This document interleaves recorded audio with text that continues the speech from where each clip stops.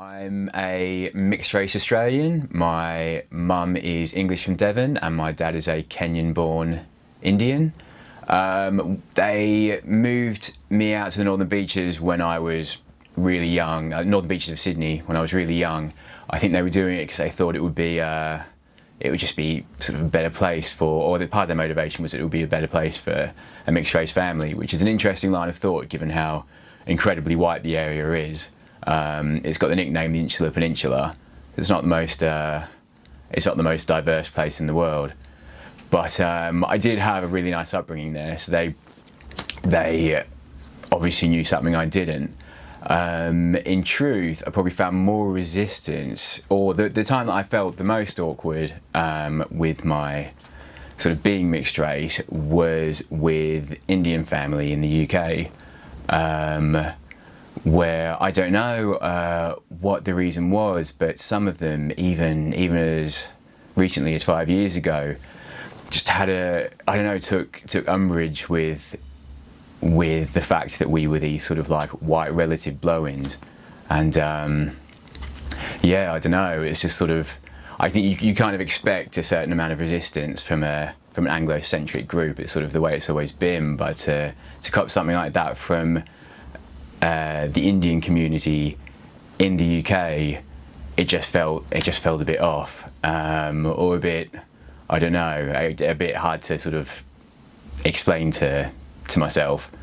I love being mixed race. I think when I was growing up, I maybe felt a bit more awkward about it. I was sort of, for the most part, growing up was fine. I never, felt like everyone else, but every now and again someone might say something, or I don't know. You just catch yourself and think, I'm the only ethnic person in this group.